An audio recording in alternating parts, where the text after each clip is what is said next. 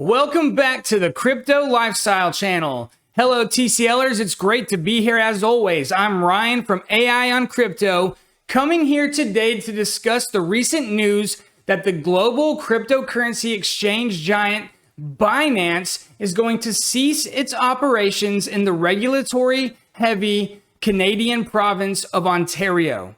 This has huge implications not only for the cryptocurrency investors of Ontario, but for all the crypto holders all over the world that continue to trust their financial destinies in the hands of centralized exchanges. Of course, all of this news just further cements the fact that the future of finance is likely to be decentralized, as decentralized exchanges continue to grow in influence, size, and quality despite the overly ambitious onslaught being conducted by our legacy financial institution. It's time to roll that intro so we can dive in. Woo-hoo! It's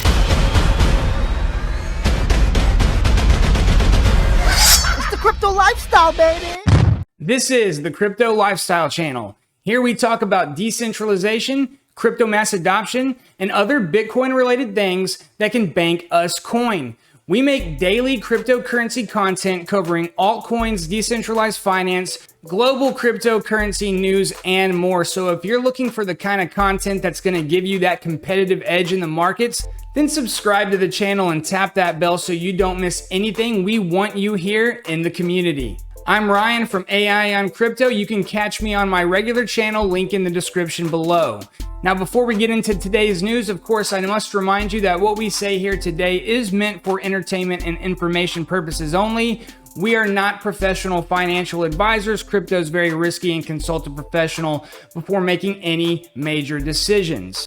All right, so what is going on with Binance in Canada's Ontario? Let's go over to financemagnets.com, check out this article, and learn a little bit about what the heck is happening here. Cryptocurrency exchange giant Binance has decided to stop its services to clients from Ontario, Canada, due to mounting regulatory obligations for crypto businesses in the country's most populous province. All right, so just from this first paragraph, guys, there's a lot to unpack. Namely, it's not just the government of Ontario kicking Binance out of the country. It's more looking like a mutual decision. It seems as though this is not the first time that Ontario has kind of came down hard on cryptocurrency institutions, and perhaps Binance is just picking and choosing its battles, and they might have bigger fish to fry than to take on this overly aggressive government of Ontario. And we'll see what the future holds. Perhaps the citizens of Ontario will get upset about missing out if other people are doing well on Binance, and ultimately maybe the regulatory bodies will lose. But today they're winning. And for whatever reason, Binance does not want to fight that fight, and they are getting out of Dodge. Back to the article. Binance stated in an announcement Friday, regrettably, Binance can no longer continue to service Ontario-based users. What does this mean? Well, the exchange urged existing traders from the province to close their Binance accounts by December 31st, 2021. So they're basically recommending you close your Binance account within 6 months. So that's not immediate action they're telling you to take, but they're saying put it on your radar. Already, the exchange has updated its terms to label Ontario as a restricted jurisdiction, which took effect June 26. Binance pulled out from the Canadian province following the Ontario Securities Commission notice to multiple crypto exchanges for their violation of local securities laws. The regulator issued notice to prominent crypto platforms like Poloniex, Bybit, and KuCoin, and began taking legal actions against them, alleging that they are operating as unregistered platforms. So of all these targeted exchanges, Binance is the first one to say, you know what? Sorry guys, we appreciate your business, but we're leaving Ontario. So we'll see if the other exchanges follow suit or if they try to comply with the local regulations of the Ontario government. Perhaps it's because Binance is under siege in other areas of the world that they decided not to engage in this particular battle. You see, the crypto exchange mammoth is facing regulatory troubles in multiple other jurisdictions besides Ontario, the most recent one being Binance's ban from operating in the United Kingdom, imposed by the Financial Conduct Authority. Moreover, the exchange has also been warned by Japan's top official regulator. So Binance is under assault, and they are choosing often to just leave the country rather than comply with regulatory compliance. But eventually they might run out of countries, and if that happens, Binance is going to be forced to operate under their rules and jurisdictions. So of course, guys, what this news really means to me and what it should mean to you is that we just don't know how our governments are going to treat cryptocurrency and cryptocurrency exchanges in the future. Will the exchange that we know and love begin to play ball with the government, changing their services? Or will the government just come in and steamroll them, putting our assets at risk?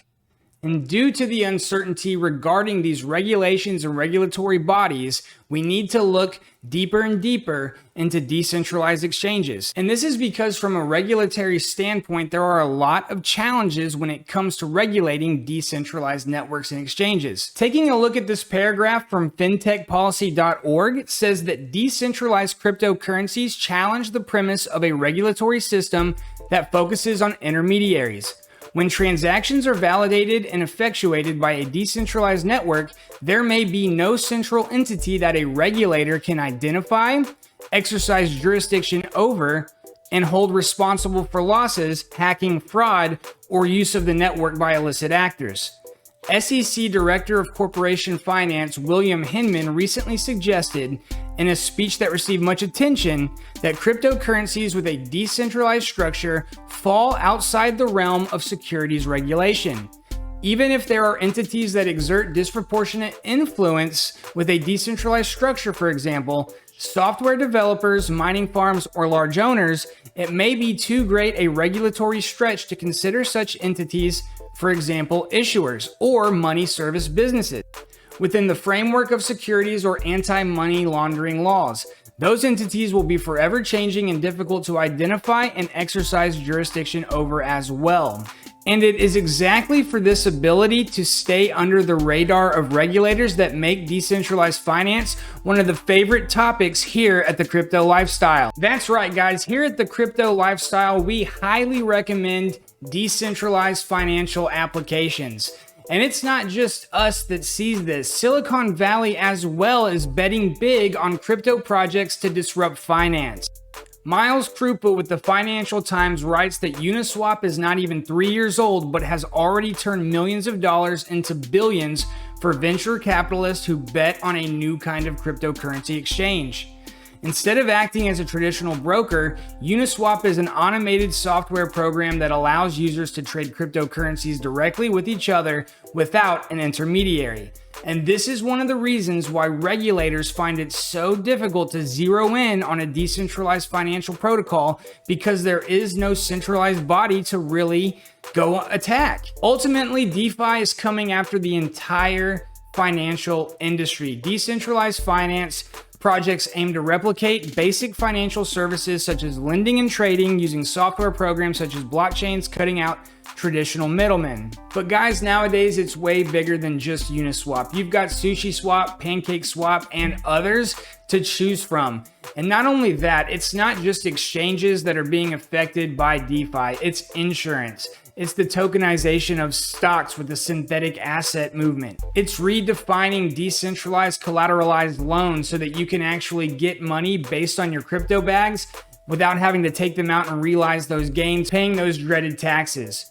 Whatever the case, here at the Crypto Lifestyle channel, we definitely think that you gotta watch out for those centralized exchanges, not only because the centralized exchanges themselves might have misdeeds in mind, but also because we never know when the regulatory bodies might crack down the hammer right on their heads. So hopefully all of you guys here have already picked your favorite decentralized service and are getting going on the DeFi revolution. And guys, I have a feeling that there's going to be a lot in the decentralized finance space that we aren't even visualizing at this moment, because with great protocols like the Polkadot network about to kick off their parachain launch, You just know that there's going to be innovation the likes of which we can't even fathom right now, but some crypto genius is going to be showing us how it's done in the coming months. Okay guys, thank you so much for watching the video. If you haven't done it already, please subscribe to the channel. Tap that bell so you don't miss a thing. And until next time, you guys are on your own, man.